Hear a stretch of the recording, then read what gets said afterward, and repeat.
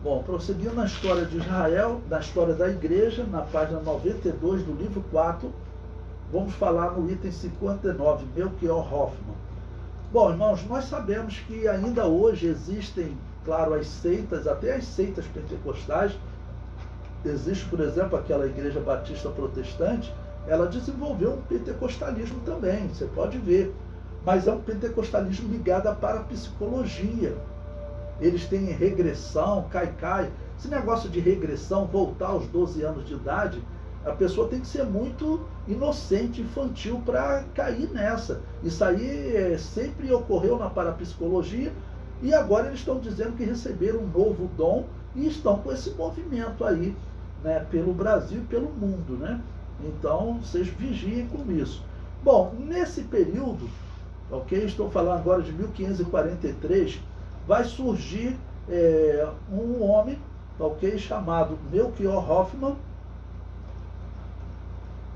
Uma pessoa que pediu para entrar, mas não está aparecendo mais. Uma pessoa chamada Melchior, não está aparecendo aqui para mim, ele deve ter desligado. Eu continuo acompanhando aqui. Pois bem, então esse Melchior Hoffman, 1543 da era cristã. Olha o tipo de pessoa que era, né? Melchior, que viveu de 1495 a 1543, deixou o luteranismo em 1529, mas continuou acreditando na teoria da guerra justa, aquela que o cristão pode matar para purificar o reino de Deus, né? Obra de Agostinho de Hipona.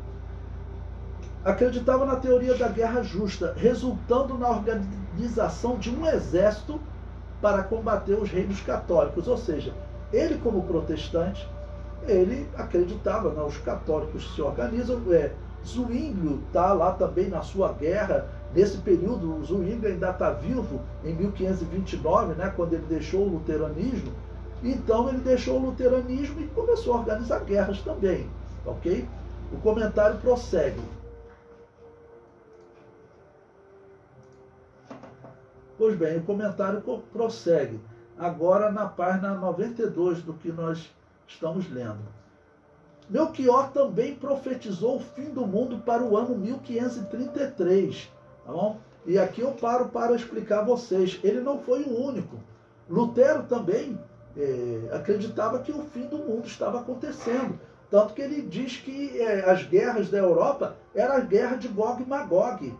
O final de Apocalipse capítulo 20. Porque a Igreja Católica ensinou para ele que eles estavam vivendo o reino de Deus, o reino de Apocalipse 20. Então ele acreditava. Tanto que ele falou, essas aqui são as guerras de Gog e Magog.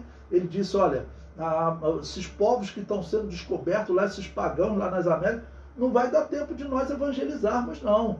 Tá bom? Porque eles acreditavam que estava o fim do mundo. E esse luterano então marcou para 1533. E ele dizia que ele apareceria nas nuvens com Jesus e implantaria a Nova Jerusalém em Estrasburgo, nessa cidade. Tá bom? O comentário prossegue. Melchior era acompanhado de um profeta chamado John Max. Aí vocês veem, né? Na verdade era um falso profeta. Ele era luterano, mas certamente eles conheciam anabatistas e os dons espirituais. Aí esse homem também começou a dizer ter o dom de profecia. Tá bom? E ele vai se juntar, né, com Melchior e vai começar a fazer profecia sobre o fim do mundo. O comentário prossegue. Este, John Max, defendia que a Nova Jerusalém estava sendo implantada por eles. Ou seja, seria assim, não é o reino de Deus que a Igreja Católica pregou e agora o fim de Apocalipse 20, Gog e Magog? Então é a hora de nós vencermos também e implantarmos a Nova Jerusalém aqui na Terra. E prossegue. Melchior era um luterano e pareceu ter seguido a teoria de Lutero sobre o fim dos tempos.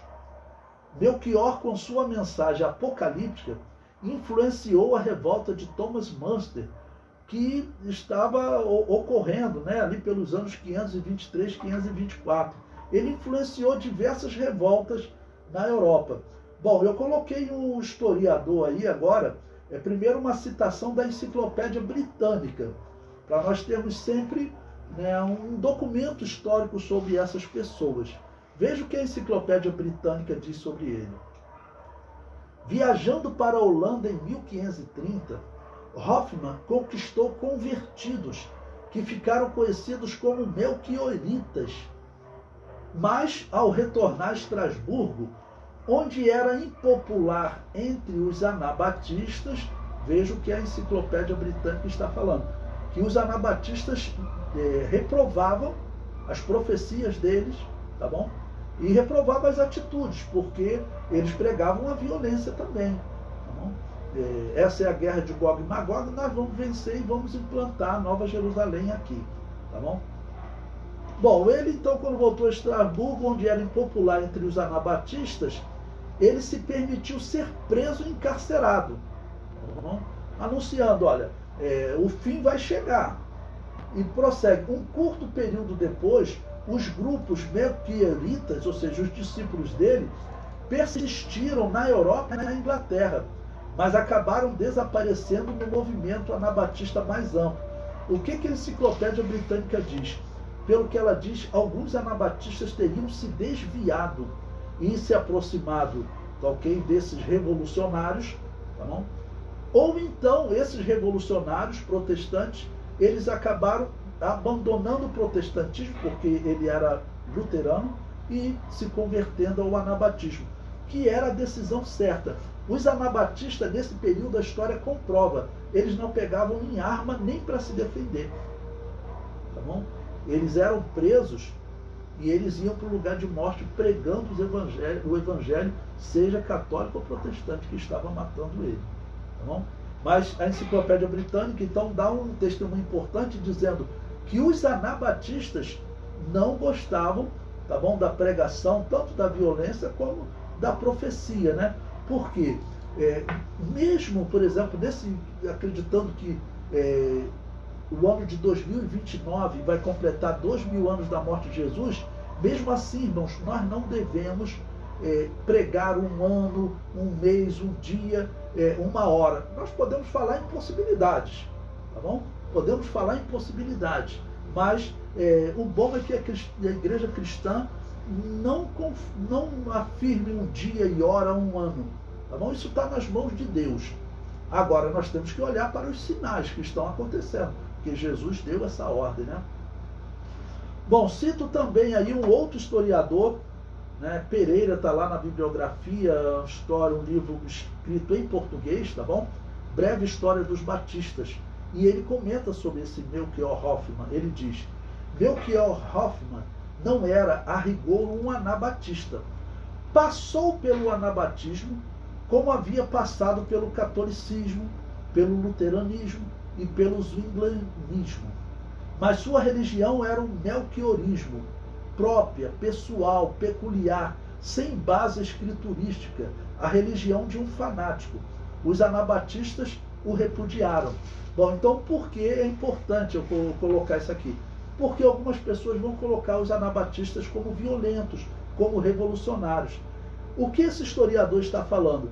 Que esse Melchior Hoffmann, ele passou pelo anabatismo. Pode uma pessoa entrar na igreja, né, e até por algum momento falar: não, eu larguei o luteranismo, eu quero ser batizado de novo, mas a gente não tem nem informação se ele foi batizado. Tem informação de que ele passou pelo anabatismo. Mas se diz que os anabatistas repudiaram ele quando ele começou a defender a violência, porque é o que ele vai fazer na vida dele. Os anabatistas, na verdade, descartaram ele.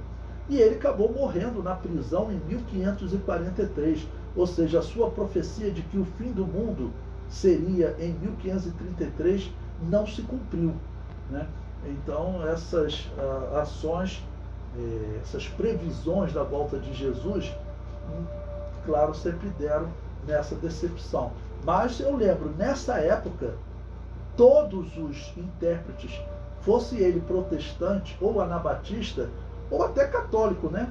Porque o católico acreditava que estava vivendo o reino de Deus, de Apocalipse 20, desde Eusébio de Cesareia, e nesse caso tinha mais de 1000 anos, já tinha 1200 anos. Esse milênio já tinha que ter acabado. Ele começou lá nos anos 300 com Eusébio de Cesareia e Constantino, ele teria que ter terminado em 1300.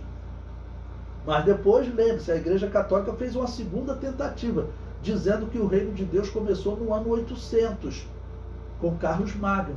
Mas também chegou o ano 1800 e não acabou o mundo. Então essa interpretação está errada, né? Não tem chance dela ser verdadeira.